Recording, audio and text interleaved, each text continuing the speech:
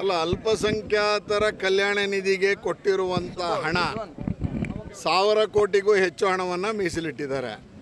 ಆದರೆ SC STಗೆ ಹಿಂದುಳಿದವರಿಗೆ ಯಾವ ಹಣವನ್ನು ಮೀಸಲಿಟ್ಟಿದ್ದಾರೆ?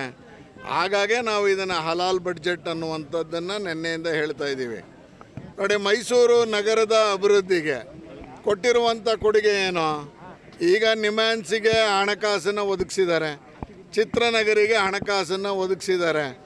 ಪ್ರವಾಸೋದ್ಯಮದ ದೃಷ್ಟಿಯಿಂದ ಮೈಸೂರನ್ನು ಯಾವುದನ್ನು ಮಾಡಿದ್ದಾರೆ?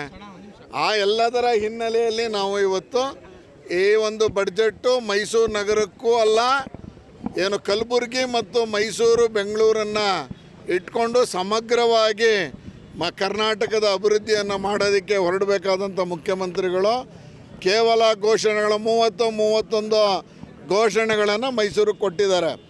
50 ಲಕ್ಷ ರೂಪಾಯಿ ಹಣವನ್ನು ಡಿಜಿಟಲೀಕರಣಕ್ಕೆ ಕೊಟ್ಟಿರುವಂಥ ಸರ್ಕಾರ ವೈಟ್ ಟ್ಯಾಪಿಂಗಿಗೆ 393 ಕೋಟಿ ರೂಪಾಯಿ ಕೊಟ್ಟಿದ್ದೀವಿ ಮೈಸೂರಿಗೆ ಅಂದರು. ಅದರ ಬಗ್ಗೆ ಬಡ್ಜೆಟಲ್ಲಿ ಪ್ರಸ್ತಾಪ ಆಗಿಲ್ಲ.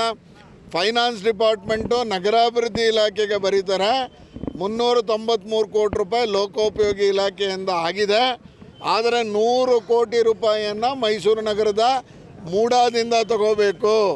293 ಕೋಟಿಯನ್ನು 2 ಬಡ್ಜೆಟಲ್ಲಿ 25, 26, 26, 27 ಈ 2 ಬಡ್ಜೆಟಲ್ಲಿ ಹಣಕಾಸನ್ನು ಒದಗಿಸಿಕೊಳ್ಳುವುದು ಅಂತ. ಅಲ್ಲರೆ ಹಣಕಾಸು ಇಲಾಖೆ ಇರೋದು ನಿಮ್ಮ ಹತ್ರ. ಹಣಕಾಸು ಇಲಾಖೆಯ ಏನು ಅದಕ್ಕೆ ಅಧೀನ ಕಾರ್ಯದರ್ಶಿ ನಗರಾಭಿವೃದ್ಧಿ ಇಲಾಖೆ ಅಧೀನ ಕಾರ್ಯದರ್ಶಿಗೆ ಬರ್ತಾರೆ. ನಗರಾಭಿವೃದ್ಧಿ ಇಲಾಖೆ ಅಧೀನ ಕಾರ್ಯದರ್ಶಿ ಹೋಗಿ ಅದನ್ನು ಬಡ್ಜೆಟಲ್ಲಿ ಅಲೋಕೇಶನ್ ಮಾಡಿಸ್ಕೊಳ್ಳೋಕೆ ಸಾಧ್ಯನಾ? ಅಂದರೆ ಈ ರೀತಿಯಲ್ಲಿ ಸರ್ಕಾರ ಏನು ಆ ರೀತಿಯ ಪತ್ರವನ್ನು ಹೊರಡಿಸಿದೆ. ಎಲ್ಲವನ್ನು ವಿಧಾನಸಭೆಯಲ್ಲಿ ಪ್ರಶ್ನೆ ಮಾಡೋನಿದ್ದೀನಿ.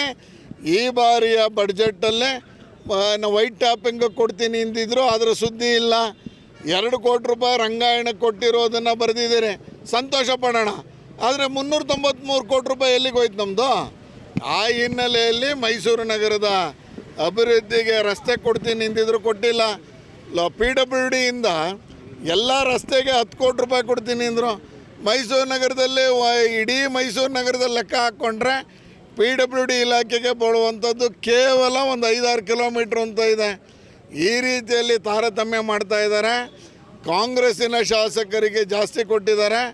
BJP ಪಕ್ಷದ ಅಂದರೆ ವಿರೋಧ ಪಕ್ಷದ ಶಾಸಕರುಗಳಿಗೆ ಅನುದಾನದ ಕೊರತೆ ಇರುವಂಥ ಈ ಸಂದರ್ಭದಲ್ಲಿ ನಾವು ಶಾಸಕರ ನಿಧಿಯನ್ನು ಬಳಸ್ಕೊಂಡು ಸರ್ಕಾರ ಮಾಡಬೇಕಾಗಿದ್ದ ಕೆಲಸ ಮಾಡ್ತಾಯಿದ್ದೀವಿ. ನಾವು ಯಾವುದೋ ಸಮುದಾಯ ಭವನಕ್ಕೆ, ಯಾವುದೋ ಸರ್ಕಾರಿ ಶಾಲಾ ಕಟ್ಟಡಕ್ಕೆ ನಾವು ಶಾಸಕರ ನಿಧಿಯನ್ನು ಕೊಡ್ತಾಯಿದ್ದೀವಿ. ಈಗ ಅಷ್ಟರ ಮಟ್ಟಿಗೆ ದುಸ್ಥಿತಿ ಇದೆ. UGDಗೆ ಕೊಟ್ಟಿದ್ದಾರೆ. UGD ಮೇಲೆ ಟಾರ್ ಹಾಕೋಕ್ಕೆ ಹಣಕಾಸಿನ ನೆರವಿಲ್ಲ ಅಂತಾರೆ. ಯಾಕೆ ಹಣಕಾಸಿನ ನೆರವಿಲ್ಲ ಅಂದರೆ ಮೈಸೂರು ನಗರ ಪಾಲಿಕೆಯಲ್ಲಿ ಆಡಳಿತ ಇಲ್ಲ. ನಗರ ಪಾಲಿಕೆಯಲ್ಲಿ ಆಡಳಿತ ಮಾಡಬೇಡ ಅಂತ ಯಾರು ಹೇಳಿದ್ದೀವಿ? ಚುನಾವಣೆ ಮಾಡಬೇಡ ಅಂತ ಯಾರು ಹೇಳಿದ್ದಾರೆ? ನಿಮ್ಮಗಳ ತಪ್ಪಿನ ಕಾರಣಕ್ಕೆ ಇವತ್ತು 15th ಫೈನಾನ್ಸಿನ ಹಣ ವಾಪಸ್ ಹೋಗಿದೆ. 15th ಫೈನಾನ್ಸಿನ ದುಡ್ಡಿಲ್ಲ ಅಂತ ಟಾರ್ ಹಾಕಲ್ಲ ಅಂತಾರೆ. ರಸ್ತೆ ಧೂಳಿದೆ ಅಂದರೆ ಟಾರ್ ಹಾಕೋಕ್ಕೂ ದುಡ್ಡು ಕೊಡದೇ ಇರುವಂಥ ದಿವಾಳಿತನಕ್ಕೆ ಈ ಸರ್ಕಾರ ಮುಂದಾಗಿದೆಯಾ? ಆರ್ಥಿಕವಾಗಿ ಅಷ್ಟೊಂದು ದಿವಾಳಿ ಆಗಿದೆಯಾ ನೀವು?